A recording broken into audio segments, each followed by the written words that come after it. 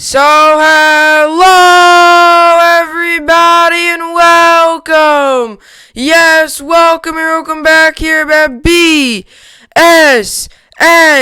Network. Karaoke back here, BSN Network. This is the BSN Network podcast here today. It is Friday, November 20th. Everybody's having a good day so far and a good rest of their day yesterday. It is, in fact, Friday. It is a football Friday coming off of a good game last night between the Seattle Seahawks and the Arizona Cardinals. The Seahawks did, in fact, come out on top 28-21.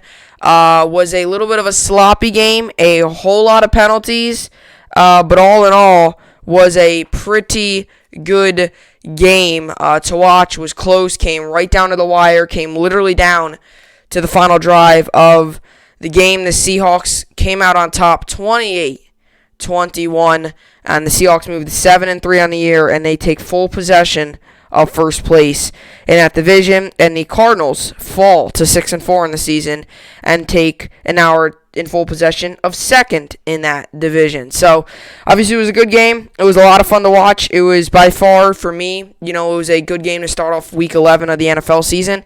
Hopefully that's like a lot of these other games. I like close football games.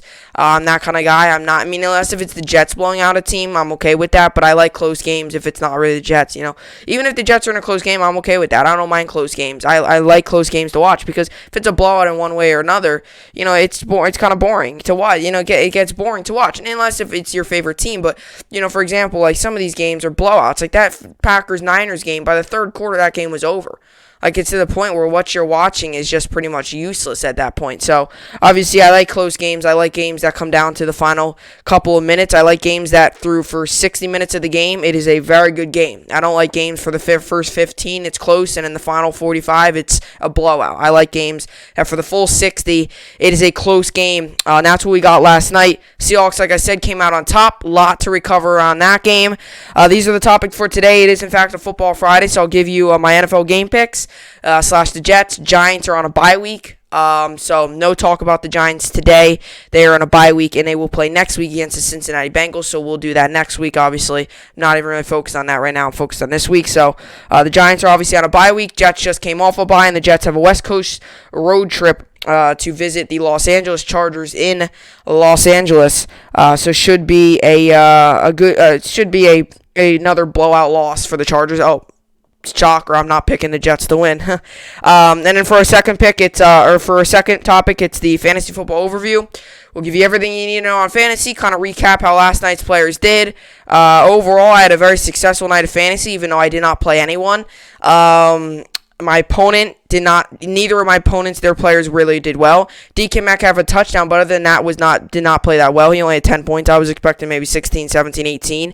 Did not do that. And my other opponent had Kyler Murray, DeAndre Hopkins, Tyler Lockett, and Zane Gonzalez, and only managed to get 42 points out of that. Considering Kyler Murray could have very well put up 35 himself, plus all the rest. 42 for what a quarterback could get by himself out of those four players was very big for me. So fantasy last night, even though I had no one playing, Chris Carson was out, so I had to bench him. Even though I had absolutely no one playing in fantasy last night, I decided that I think that I still did pretty well, considering that I did not have anyone playing. So, obviously, that is good. I was thinking possibly being down 60, 70 to nothing coming out of yesterday, with Kyler Murray maybe having a big 40-point game, Hopkins maybe having one or two touchdowns. And that's not thinking of the best either. That's possible. Hopkins, I was expecting to have 15, 16. Murray around 30, 35 against that defense. Right there in itself, that's 35, 15. That's 50.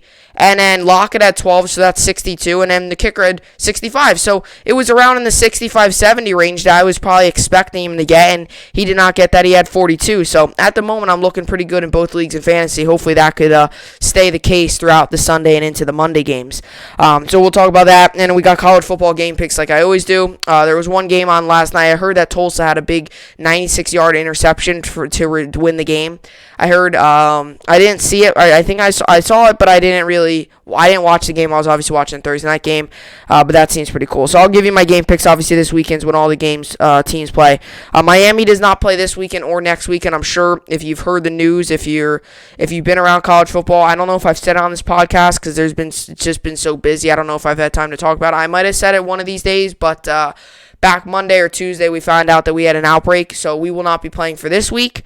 Our game, the Miami game this week and the Miami game next week's canceled, and our schedule got adjusted a little bit, so the next time we will be playing is actually in December against Wake Forest. So no Miami talk for the next 2 weeks, which stinks, but obviously it's still good that college football is on, so I'll watch the other games.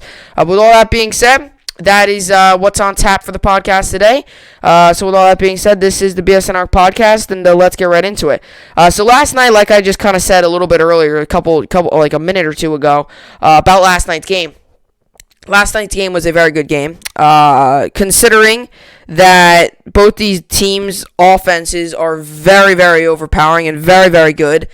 The fact that neither of these teams, I think this was the under, because 35, 42, 49, yeah. This was the under of the over-under 57.5. And I think a lot of people took the over here just considering how good both of these offenses are and how bad at times both of these defenses can be. Cardinals defense, and I said this yesterday on the podcast, Cardinals defense isn't that bad. It's just when you're going up against an offense like Seattle, they're not going to play that well.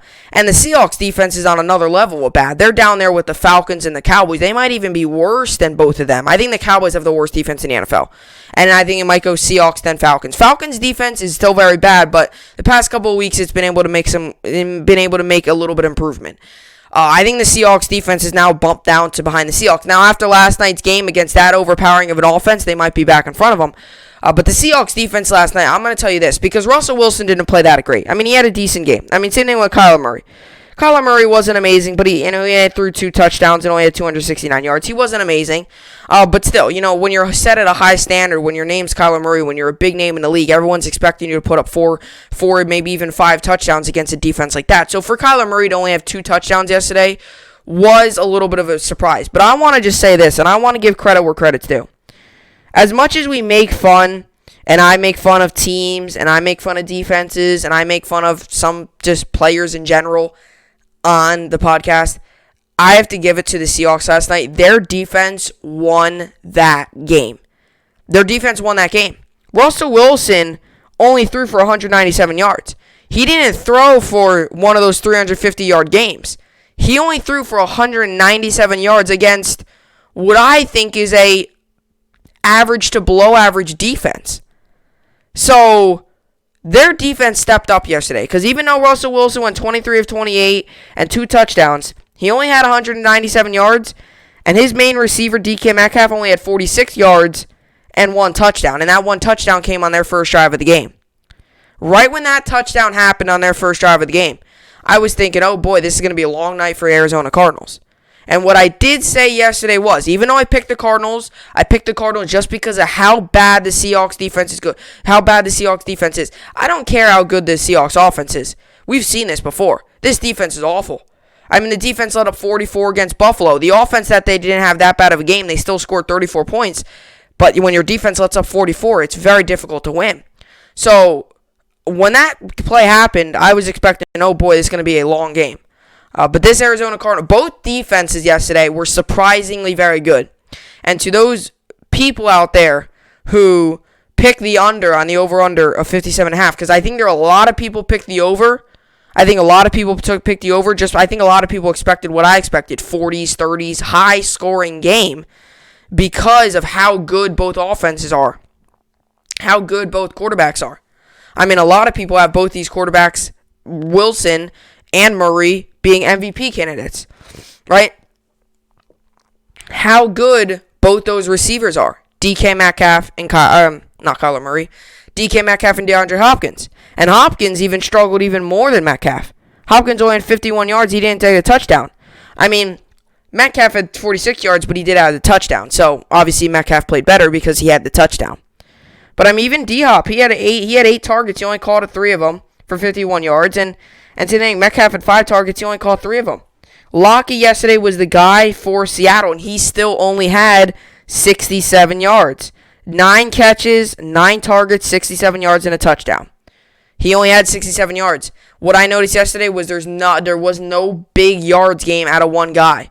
There wasn't DK Metcalf having 180 yards and 2 touchdowns. It wasn't DeAndre Hopkins having 140 yards and 1 touchdown, or 3 touchdowns or whatever. It wasn't Kyler Murray throwing for 300 yards and 4 scores. It wasn't Russell Wilson throwing for 350 yards and 4 scores. It wasn't that. It was a defensive game yesterday in what a lot of people thought would be the complete opposite of a defensive game yesterday. As a matter of fact, going into that game, I could almost think that you could remove the word defense from that game, because neither of these teams really defense is the strength, and both of these teams' offenses are the strength. And the fact that it finished off 28-21 was just crazy to me because of how good these offenses are. And for the Seahawks only to score 4 touchdowns and what I thought they were going to score 5, and for the Cardinals to only score 21 points and what I thought they were going to score 31 was just surprising to me. So last night's game was full of surprises. And I will tell you this, there was a lot of penalties yesterday. There was a ton of false starts. There was that one penalty that really hurt the Cardinals, that really put them in a very bad position. With J.R. Sweezy got the holding call in the end zone, which if you hold the guy in the end zone, it results in a safety. That hurt him. That, I think, was the game changer. He doesn't hold him there. He probably would have got sacked, but he might have threw the ball away. He doesn't hold him there, and that's not a safety. You don't get a safety because he was holding him in the end zone. There's a chance you get the first down on the play. There's at least a chance you just straight up don't let those points. You just don't let up those points. And those points are big, because then you go up 25-21, then you get the ball, kick a field goal, and you're up 28-21. They don't get those points, and they drive down and get stopped and have to kick the field goal. Well, now all of a sudden you have to do is just go downfield and score a touchdown, and you win the game. Because 21 plus 6 is 27. That's obviously more than 26. So that's all the Cardinals had to do. That game, that really costed them, was the J.R. Sweezy penalty. And I think that really costed them. I mean, you can't have that penalty. You can't do that. And he's been around, and he actually is a former Seahawk. He was with the Seahawks in the back in those 2014 to 2016 teams where they won the Super Bowl against the Broncos, then they lost against the Patriots. But they were in that prime where the Seahawks were the team to beat. The Seahawks were like the now Chiefs. I mean, everyone was talking about them. Everyone was like, "Oh, could they go undefeated?" No, 15-1, 16-0. Super Bowl. Everyone predicted him. He was back. He's a veteran in this league too. J.R. Sweezy has been around for a long time. And I know a lot of these blockers. I know a lot of these centers, these guards, these tackles, even tight ends at times, if they're blocking, not running a route.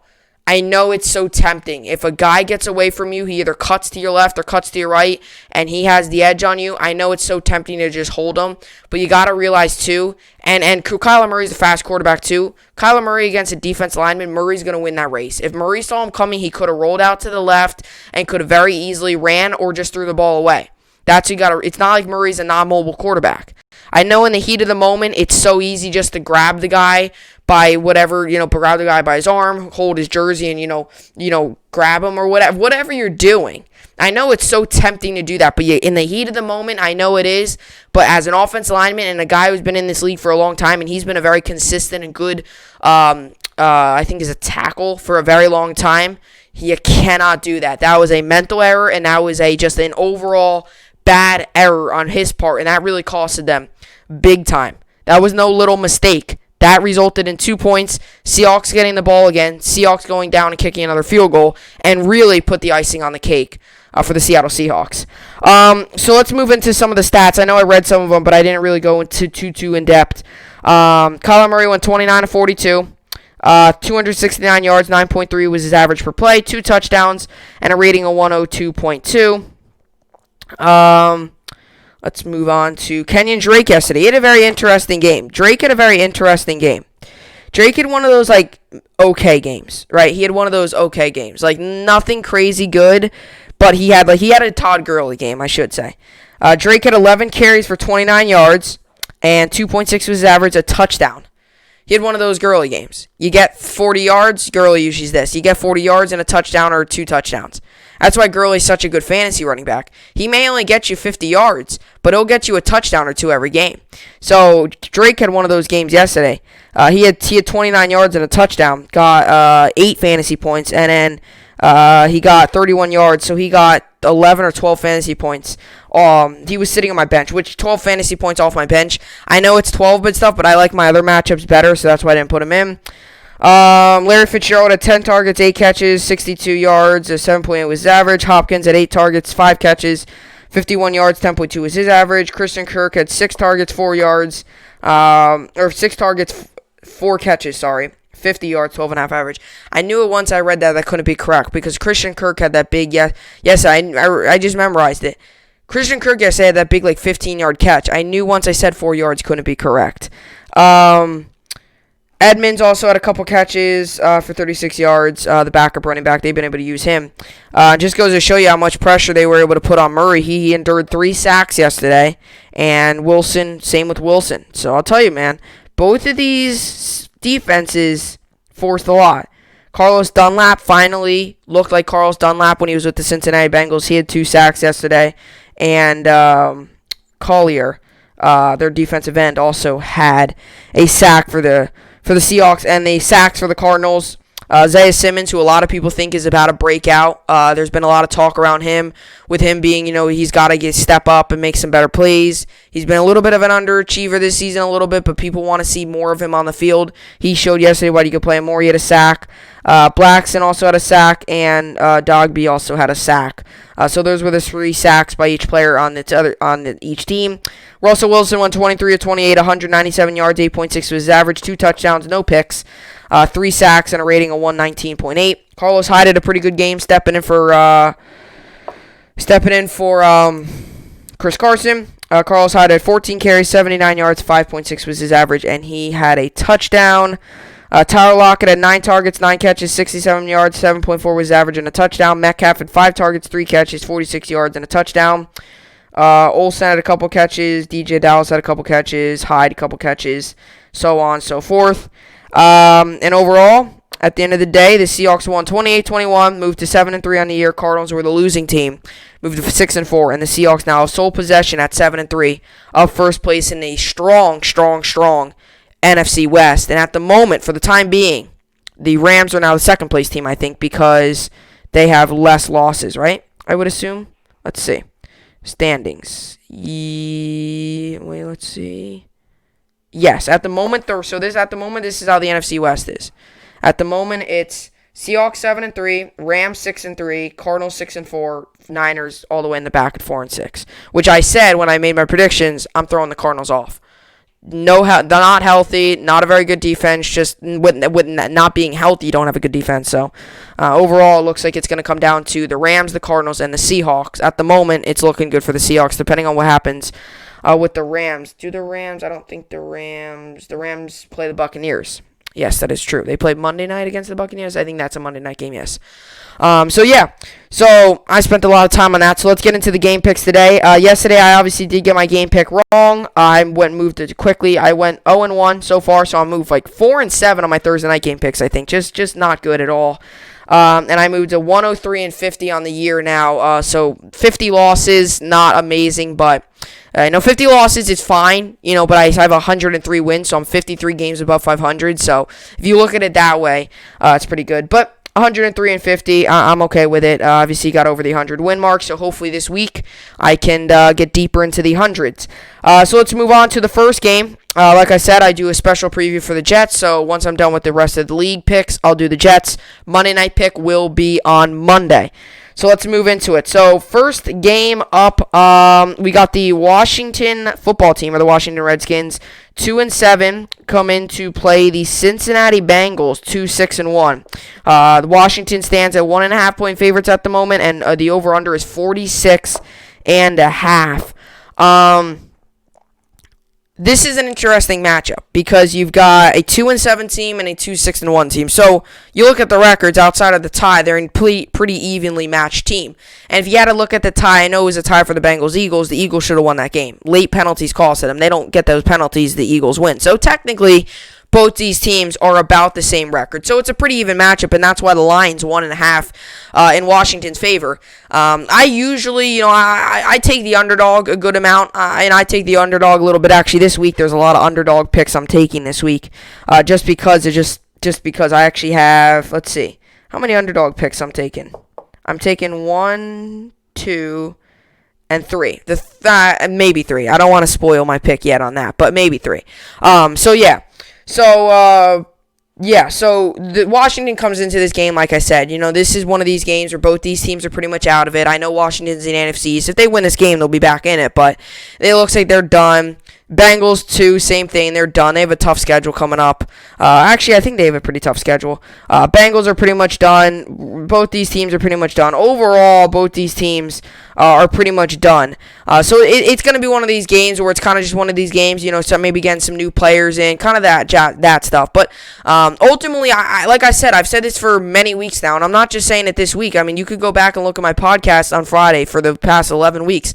I've said this almost every single week. This Bengals team is a lot better than 2-6-1. When I've seen him play, Joe Burrow's been on. Mixon has been pretty good when he's healthy, but he's been injured a lot this year. And that's one of the problems is they've been on and off at running back. Giovanni Bernard 1 week, and then it's Mixon, Bernard, Mixon, Bernard. Oh, Mixon might come back. Oh, no, he's not. This team has been dealing with injuries. And another thing that doesn't help this Bengals team is when your franchise receiver, your big-name receiver that's been in your franchise for a very long time, and A.J. Green, pretty much wants out and also is having one of the worst years of his entire career. It also doesn't help when you got some of these, other receivers like Tyler Boyd who's been playing good, and then you got obviously T. Higgins who's been playing very good. But when one of the faces of the franchise, A.J. Green, is having one of the worst years of his career, it's difficult to stay on track when all the news is about him, and I think that's what derailed this Bengals team a little bit. As for Washington, there's not much going for them. I like ever since Alex Smith come back in, I've been rooting for them to get a win. I've been rooting for them to win because I think Alex Smith, his story is just incredible. But ultimately, I don't think the Washington wins this game. I don't think they do. I think the Bengals come out. I just don't like this secondary. This secondary is not very good at Washington. Their defensive front is good, which he's got to watch out with this defensive line. But if Burrow finds enough time, this secondary will get picked on by Tyler Boyd and T. Higgins and guys like that. So I give the Bengals a win here. I think it's going to be a low-scoring game. I give them the win 21-14, and I take the under on the over-under 46.5. Now I move on to the Eagles-Browns. Browns come into this game 6-3. Eagles come into this game 3-5-1. Browns are 3-point favorites. Over/under is 47.5. I think this is pretty simple. I have the Browns winning. They had a very bad week last week. Yes, they won, but their offense was off. Their defense was on. Myles Garrett is on the COVID list. He won't be able to play. Keep an eye out for that. He won't be able to play. Got to watch out for that, which I think might make this game a little bit closer because how big of a game changer Myles Garrett can be. They are missing him. Obviously, Odell Beckham's been out for a couple weeks now. He obviously tore his ACL a couple weeks ago. He's done for the year. So obviously, the Eagles come into this game suffering a very brutal loss to the New York Giants. They did not look good at all. They suffered a bad loss, looked horrible, just did not look like they even wanted to play football last week. And sure enough, they ended up falling a little bit in the division. If the Giants have a bye week here, if they can win this game and the Giants have a bye week, this would be a very good position for the Eagles. I do think the Browns win, but the Eagles have to win this game. This is a huge game for the Eagles. I do think the Browns win. I think they win 28-24. I think it's going to be a pretty close game. But I do give the Browns the win. I have not saw a lot of positive out of the Eagles, but the Browns either. Their offenses look stalled a little bit these past couple weeks. I do give the Browns the win, 28-24. And with that, I will take the over on the over-under of 47.5. Now I move on to the Falcons and the Saints. No Drew Brees this weekend for the New Orleans Saints. It is Taysom Hill getting the call for the New Orleans Saints. He will be the starting quarterback. He's obviously kind of the guy that just can do everything. He's taken punt returns. He's been a receiver. He's played tight end. He's played running back. He's played quarterback. He's played literally every position on the field. He is now playing quarterback this week. He's gonna start. Drew Brees obviously last week found out that he had 2 fractured ribs and he had a what's it called? It's not a punctured lung. It's a forget what it's called. Matter of fact, let's see, Drew. I think it's like a punctured lung. Let's see. Drew Brees. I think it's something with his lung. I know it's something with his lung. Drew Brees. Collapsed lung. That's what it is. Okay. So Drew Brees is obviously out with 2 broken ribs on both sides. Both of his rib cages or both of his ribs are broken on both sides. So So he has 2 broken ribs, or 2 fractured ribs, and he has a collapsed lung. So Drew Brees is out, and he says he's going to be back in 3 weeks. But I was talking to someone earlier about this. 3 weeks for a collapsed lung and 2 fractured ribs seems way too quick to come back. And this is already 1 week into it, and it seems like it's not going in the right direction. And not I don't want to say that in a bad way, but meaning he's not going in a bad direction. I'm saying it's not going to be. I don't think it's going to be possible for him to come back in 3 weeks after that. He might have to put on IR. I think he's definitely headed in the right direction. He's recovering well, but he's not going to recover in time in 3 weeks. Fractured ribs could take anywhere from, I think, like a month or 2 months to recover. I mean, that's a fractured rib, people. You can't just go throw him into the game. I mean, if it's a huge game, it's football, I guess you have to, but I don't think he's going to be back in 3 weeks. But Taysom Hill is getting his chance here. The Saints come into this game 7-2, 3.5-point favorites. Falcons come into this game 3-6. Over/under is 50.5. I think it's going to be a high-scoring game. 2 very good offenses.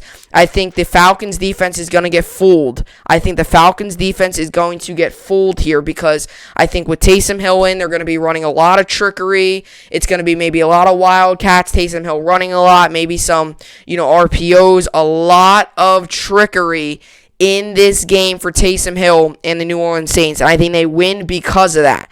Because there's going to be a lot of trickery, and I think they're going to catch this Falcons D, who is very bad, by the way. I've said this multiple times. Defense is very bad. They're going to catch a bad defense off guard with some of these plays. I think the Saints win. I think they score a lot. 35-24. They win. I take the over on the over-under of 50.5. And I do think they cover. Next up, we got the Panthers and the Lions. The Panthers come into this game 3-7. Lions come into this game 4-5. This is another one of these games like last week's Lions-Washington game. There is no over-under. There is no spread. I've heard nothing. I haven't seen anything on this spread. I've not seen anything on the over-under. I think a lot of people would think that the Lions would be the favorites because they do have the better record, but I think otherwise. I do think the Carolina Panthers get the win. They didn't play horrible last week. They didn't play terrible. Their defense definitely struggled, but their offense wasn't bad. As long as Teddy Bridgewater comes back healthy again, he should be good. Like I said, DeAndre Swift's out more than likely. He's on concussion protocol, and it doesn't. Matt Patricia said today it does not look like he's going to have enough time to clear the protocol before Sunday's game. So that's a big key right there. That's a big piece right there in DeAndre Swift, your star young running back. That's going to be out. Obviously, Kenny Golladay, I think, is back in.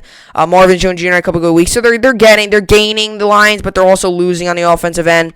I actually give the Panthers the win here, and I give them the win because I just think they're the better team. I think offensively and defensively, they're just the better team. Robbie Anderson, DJ Moore, Mark Davis. I don't think McCaffrey's going to be back. Teddy Bridgewater, guys like that, defensive side of the ball, they're just overall the better team, and that's why I'm going to pick them here. I know their record doesn't show it. They didn't play horrible last week. Outside of that big 96-yard or 98-yard run, they didn't play horrible. They did force Brady into some bad throws. But all in all, if this team wants to win and this team wants to, stack up a couple wins to, finish out the season, whether they want to go 7-9, 6-10, or whatever, they got to start winning some of these winnable games against teams like the Lions, and it starts Sunday. Against the Lions, I give them the win. I think they win 28-21. I give them the win there. Don't know if they're going to take the over or the under there, or if they're going to cover because there is nothing there. So now we move on to the Patriots and the Texans game. Patriots coming into this one red hot, 2-game winning streak against the Ravens and the Jets. Patriots are 4-5. They come into this game 2-point favorites, and the Texans are 2-7. The over/under for this game is 48.5. Okay. I hate picking the Patriots. I hate it. I especially hate it when I have to pick them against my own team, which is not the Texans. It is the Jets. But I hate picking the Patriots. But I got to pick the Patriots today. I understand there's a lot of good stuff around. I understand that the Texans have had a very bad year, but they haven't been playing horrible of late. I understand that. I understand there's been some talk of Romeo Cornell coming back as the head coach, Deshaun Watson, turning back into what. I understand that. But this Patriots team right now is red hot, and they could show you that they're not a bad team when they're on. Those past couple weeks, if Newton limits the mistakes and he just plays the way he wants to play and he needs to play, they can win ball games. This can be a pretty good team. Newton has to limit the mistakes. That is my key to this game. Okay? For the whole Patriots team, Cam Newton has to limit the mistakes if they want to win this game. I do give the Patriots the win here, but Cam Newton has to, and I mean this. He has to limit the mistakes. He can't be throwing 2 interceptions and fumbling the ball on the final drive. That ain't going to get the job done. And if it does, then the other team you played doesn't even deserve to be back out there. That's not going to get the job done. Okay, he's got to limit the mistakes. He's got to play his game. Mix it up. Throw, run. Don't just straight up run. Don't just straight up throw. Mix it up. Run some trickery, and you'll win this game. I do give the Patriots the win here. I think they do cover pretty easily. I give them the win. 21-10. Actually, not 21-10. 24-17. I think they win. And that's 44-41. I take the under on the over-under of 40.5, and I think the Patriots cover. Next up, we got the Steelers and the Jaguars. The Steelers come into this game 9-0, 10.5-point favorites. Jaguars come into this game just like the Jets at a miserable 1-8. They are 1-8. Jets are 0-9, but they're up there with the Jets for trying to battle for the first pick. The Jaguars are the over/under is 46.5 for this game, and the Steelers are 10.5-point favorites. I'm going to keep it short and sweet on this one. Steelers are going to blow them out. Okay, the Jaguars have looked everything but a football team. Same thing with the Jets. The Jaguars are horrible. They're awful. Head coach is not good. They need a clear house, get a new quarterback, get a new team, get a brand new team. They should just rebrand. This Jacksonville Jaguars team has been awful for years. They're awful again.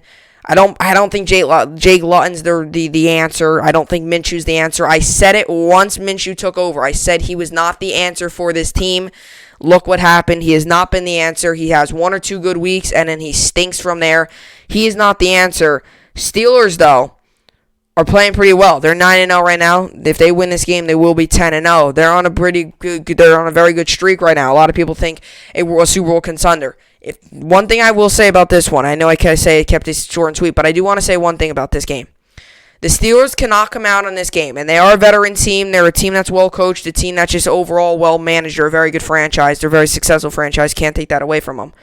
Okay, you know. I know they will understand this, but you cannot come into this game lazy, not good, boring, lazy, switch up the game plan. You have to come into this game like the Jaguars are a very good team. You cannot come into this game lazy. You cannot come into this game, just bad. You cannot do that. You have to come into this game strong and go out there and play well, right? They did that against the Cowboys. They came out a little lazy, and they all of a sudden realized, this Cowboys team is beating us. Oh, no, we have to get back. Or this Cowboys team is close. Oh, no, we have to actually win this game, right? They had to make sure they do that. Last week, they crushed the Bengals, which they should have done. They did that. I did not think that was coming. I thought it was going to be a closer game than a lot of people think, but they did blow them out. They got to do that again this week.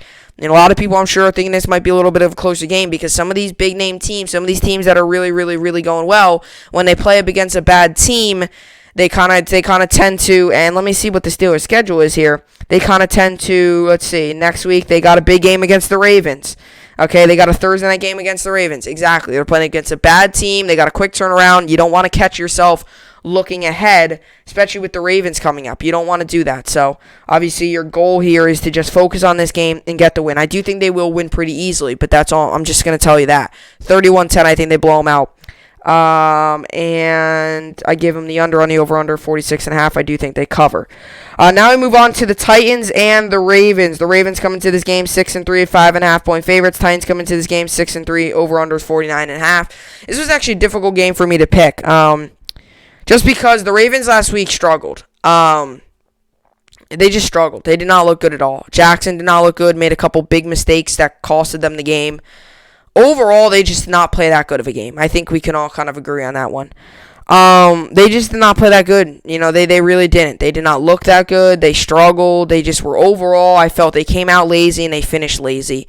But if the here's the thing with the Titans. This is one of the keys of the game, and everyone knows. Jackson, I'm pretty sure. His stat came out the other day. He's 0-7 in career games. And any game that he's trailing 10-0, by 10 points. It could be in the first quarter, it could be in the second quarter, it could be in the third quarter, it could be in the fourth quarter. It could be any point in the game. It could be in the first quarter with 2 minutes left. It could be in the fourth quarter with 5 minutes and 56 seconds. It could be anywhere in the game. When Lamar Jackson is trailing by 10 or more points, he is 0-7 in his career. So you know what that means for the Tennessee Titans? is you got to jump on them early. Jump on them early. Get points early. Go up 14, 17 points early. Go up 10, 7 points early or whatever. Get on them early. You get on them early, that gets them on their heels. All of a sudden, Jackson's not the quarterback to pull you to a comeback. That's what you have to do if you're the Tennessee Titans. What I saw out of the Titans against the Colts last Thursday, I did not like what I saw. I do give the Ravens the win here, and the only reason I'm giving the win is because I need to see the Titans bounce back. The Titans looked ugly. The Titans looked ugly against the Colts. They looked really ugly. And another reason I'm taking the Ravens here, I never thought it would be coming down to this, but special teams. I mean, the Titans can't even punt the ball without it getting blocked, or can't even punt the ball without an error happening. This special teams of the Tennessee Titans is some of the worst special teams I've seen in a long time, outside of Corey Vedvik of the New York Jets last season. If you all know what that is, I don't want to bring it up. That makes me frustrated. But you see the special teams. This special teams is awful. They can barely punt the ball correctly. That's going to cost them. I do give the Ravens the win here. I think it's going to be a very close game, though. I give the Ravens the win 31-28. Take the over on the over-under of 49.5. And I do think the Ravens do not cover. I think it's going to be a very close game. Next up, we got the Dolphins coming into this game 6-3, 3.5-point favorites. And the Broncos coming into this game 3-6. Over-under is 45. I saw Drew Lock play last week through a couple pivotal interceptions that really costed them that game. I saw Tua and that defense last week. Tua and that defense last week against a good Chargers offense really showed up. And I don't know. I know I'm very high on Drew Lock, and I've said this so many times throughout the podcast. I'm very high on Drew Lock. I think he's gonna have an excellent career. I thought that, but that's what I thought. What I've seen out of him in his couple of games with the Broncos, not a couple, he's played many. What I've seen with him in the first 2 years with the Broncos so far, I have not liked what I've saw. I thought last season he played, 6 games? I think there were 6-0 under him, or something like that. I think they were 6-0, or were they? I don't know. I think they were something like that. But he played a couple of those games, went on, we're at something like 6-0 under him. Really good. Very, very good. You thought it might carry into this season. He had the shoulder injury that set him back. And there's part of me that want to show that, this might not be the real Drew Lock because he hasn't had a full season to prove himself. I mean, this year, he missed 3-4 weeks because of an injury. Last season, he only played the final couple of games. And also this year, he was supposed to have an excellent receiving core. Courtland Sutton goes down, and that's one of your main receivers. He goes down. That's tough to handle with, plus the shoulder injury, plus all these other guys coming in and out, plus your 2-star running backs being out and into the lineup. So he's been through a lot, and this entire Broncos team has been through a lot. And I don't want to, Drew Lock can't create that as an excuse, and I don't want to try to create that as an excuse for Lock, but it's the truth. I mean, he has been through a lot with this team. And there's been a lot of moving parts around him, and that's difficult for a quarterback sometimes to just hone in and focus. That's what's happening to Darnold. There's all this news about Gaze. There's all these receivers coming in and out. You can't really mesh with a receiver if he's in 1 week and out the next 3. It's tough to do that. I feel that's the same thing with Locke. But I give the Dolphins the win. I've said this so many times. I think the Dolphins are playing at one of the better levels in the league right now. They are playing very good, the Dolphins. I give them a win, and I think they moved to 7-3 right now. The Dolphins are riding high. Their defense has been playing unbelievable football. And against a struggling Broncos offense, I give the Dolphins the win here, and I think they win pretty easily. We'll give them the win 24-10. And I take the under on the over-under of 45. And I have them covering. Next up, we got the Cowboys and the Vikings. The Vikings come into this game 7-point favorites. They're 4-5 on the season. Cowboys come into this game 2-7. The over-under is 48. The over-under is 48. This is kind of simple. Vikings right now are playing very good football. Very, very, very good football. I've liked what I've seen out of this Vikings team. I've liked what I've seen out of Cousins. I've liked what I've seen out of Thielen. Cook, by far, is an MVP candidate. There's been a lot of positives out of this Vikings team right now. I think they get back up to 500, and they're right back in the race. I think they win this game pretty easily. I'm sorry, Cowboys just can't do anything. I'm sorry. That's kind of the simple way of saying it. Vikings win 35-14. I think they blow them out here. I take the over on the over-under of 48. I think they cover very easily. Next up, we got the Packers and the Colts. The Colts come into this game 1.5-point favorites. They're 6-3 on the season. Packers come into this game 7-2. The over/under is 51.5. So I could see why the Colts are the favorites. I'm not going to pick the Colts. I'm going to actually take the underdog here. I can see why the Colts are the favorites. The Packers have barely beat the Jaguars, and that concerns some people. Now, at the end of the day, a win is a win, and I understand. They barely beat the Jaguars. It actually, 24-20. They actually came down pretty close to the Jaguars. At moments, they were trailing in that game. And that's against a broken, busted Jaguars team. That's almost like the Jets. Think of any bad word to say: awful, broken, busted, horrendous, atrocious. All that stuff. Same thing goes with the Jaguars as it does with the Jets. And to only beat them by 4 points is very surprising, especially for a team like the Green Bay Packers, who a lot of people think could make a Super Bowl run once again. A lot of people think might visit the NFC Championship game once again. So I could see why, especially how good this Colts defense is and how well they performed against one of the better offenses in the league and one of the best running backs in the league and a very good receiver in A.J. Brown, right? They shut him down, or are they going to shut Adams down? I hope not for fantasy. But like I said, the Packers are definitely coming into this game. They could be,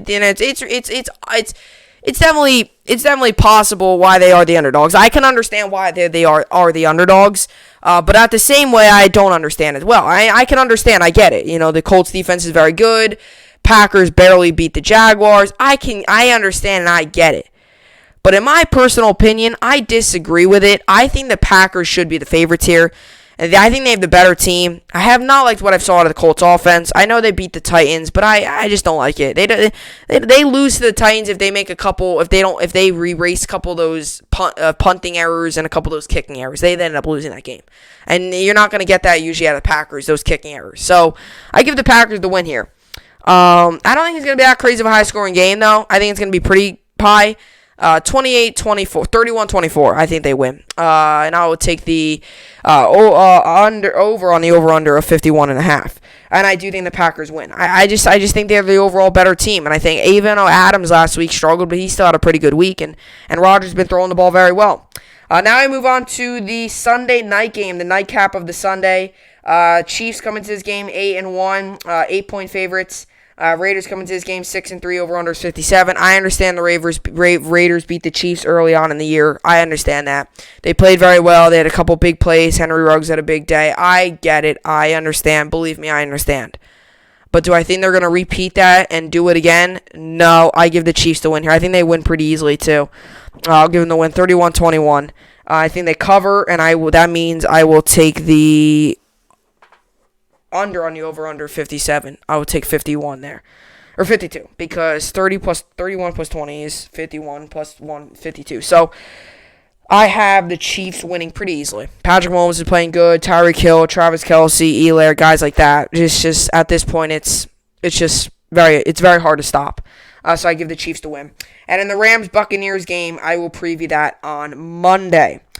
So these are, once again, my game picks. I got the Bengals winning, the Browns winning, the Saints winning, Panthers winning, Patriots winning, Steelers winning, Ravens winning, Dolphins winning, Vikings winning, Packers winning, and the Chiefs winning. And in the Rams-Buccaneers game, I'll preview on Monday. So one more time, just to go through them again, just so then you know. I got the Bengals winning, the Browns winning, the Saints winning, the Panthers winning, Patriots winning, Steelers winning, Ravens winning, Dolphins winning, Vikings winning, Packers winning, and the Chiefs winning. So those are my game picks. Now I move on to the New York Jets game. The Jets come into this game 0-9. Chargers come into this game 2-7. Chargers are 9.5-point favorites. The over/under is 46.5 for this game. It's a pretty obvious game pick to me. To make, I think, is a very obvious game pick. League rankings, points per game, Jets are 32nd, Chargers are 17th. Points per game allowed, Jets are 30th, Chargers are 22nd. Total yards per game, Jets are 32nd, Chargers are 3rd. Pass yards per game, Jets are 32nd, Chargers are 7th. Rush yards per game, Jets are 27th, and the Chargers are 9th. And yards per game allowed, Jets are 28th, and the Chargers are 12th. A little bit of a redemption game for Kalen Balash. He's been playing very good with the Chargers. He played for the Jets early on in the year, been playing very, very well for the Chargers. It just goes to show you how bad the Jets are. 32nd, 30th, 32nd, 32nd, 27th, 28th. By the way, 32nd is last. So, and points per game, total yards per game, pass yards per game, they're all last in the NFL, which just goes to show you how bad we are as a football team, how dysfunctional we are as a football team. And I think the Chargers cover way big here. I have the Chargers winning this game 42-10. I think they blow them out. I take the over on the over-under 46.5, and I think they cover. And I think the Chargers cover. I think it's obvious. The Jets stink. Joe Flacco stinks. All these guys stink. They're awful. Jets are going to lose another game and move to 0-10 on the year. I'm hoping they win, but this team is just so awful. So, this team is just so awful. It's tough to give them a win when they're so awful. And I don't think I will predict. Even if they win a game, I don't think I'll predict them to win the rest of the year. Even if they win a game. Let's just say, hypothetically speaking, fantasy. I'm speaking fantasy at this point. If they win this game, not fantasy football, like fantasy meaning like it's not going to happen. If they win this game, I'm not going to pick them next week because they're playing the Dolphins, who are possibly going into that game 7-3 and being tied for the division with the Bills. So, the Jets are going to go 0-16 more than likely. I hope that's not the case because I'm not a fan of tanking. I'm not a fan of tanking. Obviously the goal is to have them win, but it's just with this team, it's just so difficult to do that. So, it's just very difficult, and I have the Jets getting crushed 42-10. That's my game pick there. That game's on 4:05 p.m. Pacific Standard Time on CBS. So obviously they're on the West Coast, so it'll be later on there. So obviously the hope is that the Jets win, but just don't know if it's I don't know if it's possible that this roster with these guys can do that. I don't know if they know how to spell win. Anyway, now we move on to fantasy football. Coming up next, we got some fantasy football.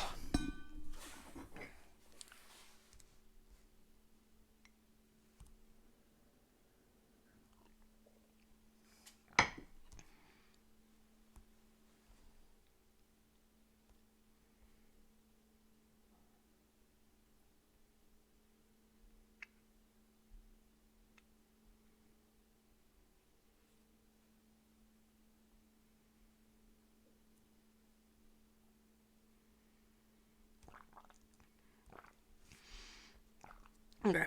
Alright. I am back. Okay, so we got some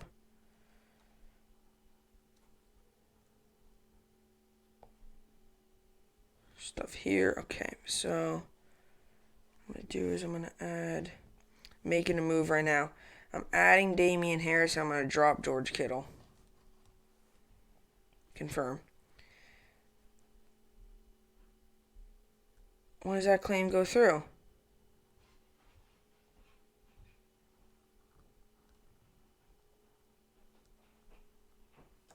Morning of November 22nd. Hold on. Okay, I know. Hold on 1 second. Edit. Drop. Yes. Okay, so I'm just making a move in fantasy right now. I'm dropping George Kittle. But let me see. For some reason... See, why is that? It worked for... Okay, let me just drop. I'm just going to straight up drop Kittle then. I'm just going to drop him. And I'll just add Damian Harris. That's just the easiest way. So I'm going to drop him. And then Damian Harris will be on my team. Who is currently questionable, but he's limited at practice. So I'm just going to add him. Boom.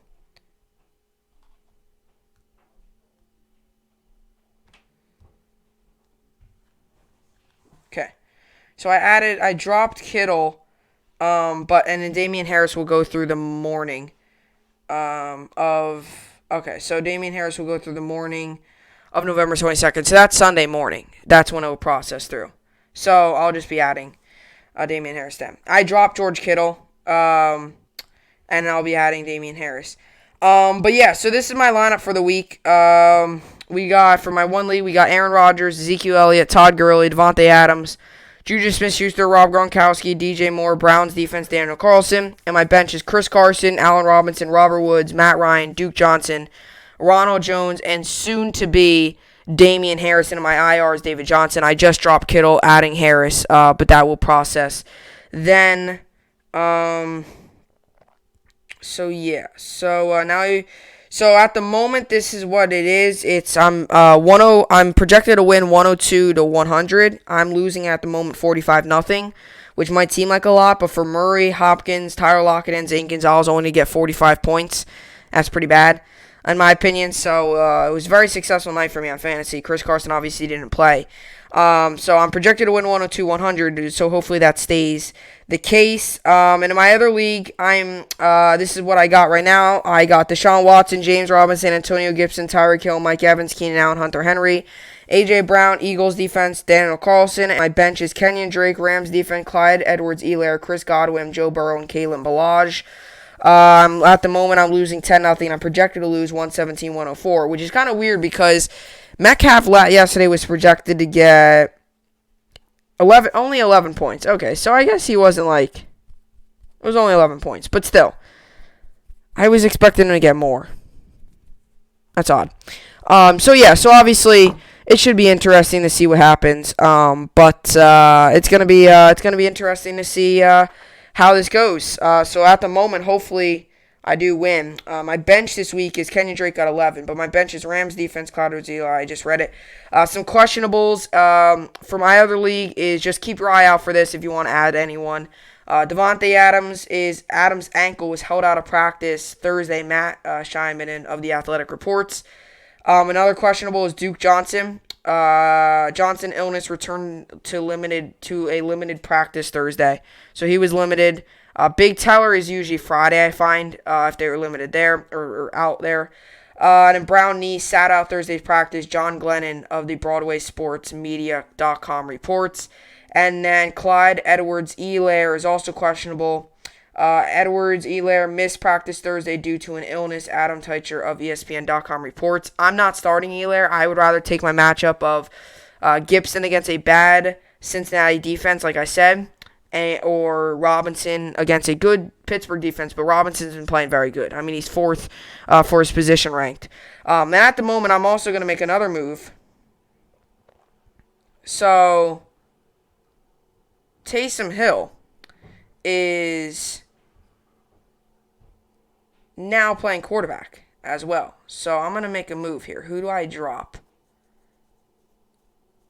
I drop Godwin because here's the thing. If I drop Godwin, then that puts me, then I'm down a receiver. Then I don't have any receivers on my bench. I got to drop someone. I don't know who to drop. I think I drop Burrow. But worst case, yeah, because I'm picking up a quarterback anyway. Worst case scenario, if Watson gets hurt or something, then So I'm going to drop Burrow. Save. Okay, I added Taysom Hill. Perfect. I was going to do it in my other league, but somebody already got it before me, so was able to do it in this league, which is still good in my opinion, I guess. Hopefully that's hopefully good. So at the moment, for this league, I'm projected to be in the fourth. I'm projected to finish fourth, which means that I'm projected to make the playoffs, which is kind of weird because who's now out of the playoffs? They're first, second. Who's third? He's third. I'm projected to be fourth. So whose spot am I taking? Oh, really? Hold on. Oh, I might be taking his spot then. Okay. So it should be interesting to see what happens here. I'm hoping that I can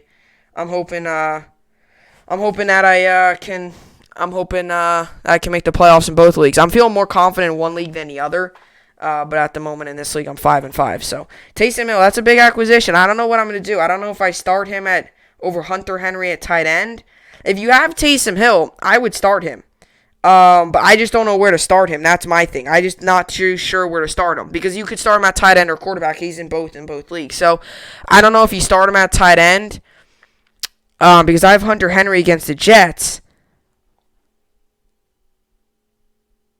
Do I go? Taysom Hill though is going to get a ton of points because he might throw a touchdown as well. I think I go with the route where Taysom Hill is going up against. Yeah, I think I go with that route. That could definitely help me. This is what I'm going to do. This is what I'm going to do right now. I'm going to put Taysom Hill in. And if anything changes, because if, let's just say A.J. Brown is out, then if A.J. Brown's out, then I could put Hill in my flex. So now it's 117, 114. That's what it is. So hopefully I win with Hill. I'm technically having a quarterback at tight end. That's how weird it is. And if it said fantasy is allowing it. The reason I have him at quarterback tight end is because he can play a ton of positions. This week he's its quarterback. So if he throws a touchdown, I'm getting those points at the tight end position. That's what's kind of weird about it. It's just kind of, as an opponent, you might, it might be bad for you. But yeah. So anyway, that's kind of what I got for fantasy. If you have Taysom Hill, I would definitely recommend starting him. One move, though, I might make. If A.J. Brown is not going to play, I would put Hill at flex and Hunter Henry at tight end. But that is still up in the air. So I have technically 2 quarterbacks in my lineup. I have Watson and I have Hill. So hopefully they both do good. And Hill's going to be against a bad Atlanta defense. So now we move on to our college football game picks. Yesterday, let's see. Yesterday, Tulsa won 30-24 in double overtime. Move on to the games. These are the games, some of the games today. We've got some games today. We've got Syracuse, Louisville today at 7 p.m. Eastern Time. I give Louisville the win. Minnesota, Purdue, I give Purdue the win today at 7:30 p.m. Eastern Time at Big Ten Network. UMass, Florida Atlantic will win. That game's at 8 p.m. Eastern Time on CBS Sports. And today, Air Force, New Mexico. I give Air Force the win. That's also on 9:30 p.m. Eastern Time on FS1. So these are the games. Clemson, Florida State. I got Clemson winning. Coastal Carolina, Appalachian State, Coastal Carolina winning. Florida, Vanderbilt, Florida winning. SMU, Houston, SMU winning. Indiana, Ohio State. It should be a very good game. I got Ohio State winning. Marshall, Charlotte. I got Marshall winning. BYU, North Alabama. No, that game was postponed. Sorry. Marshall, Charlotte was postponed. BYU, North Alabama. Got BYU winning. Cincinnati, UCF. Cincinnati winning. Texas A&M, Mississippi was also postponed. Texas, Kansas postponed. Oregon, UCLA. Oregon winning. Wisconsin, Northwestern. Wisconsin winning. Kansas State, Iowa State winning. Alabama, Kentucky, Alabama winning. Auburn, Tennessee, Auburn winning. Liberty, NC State. I got. You know what?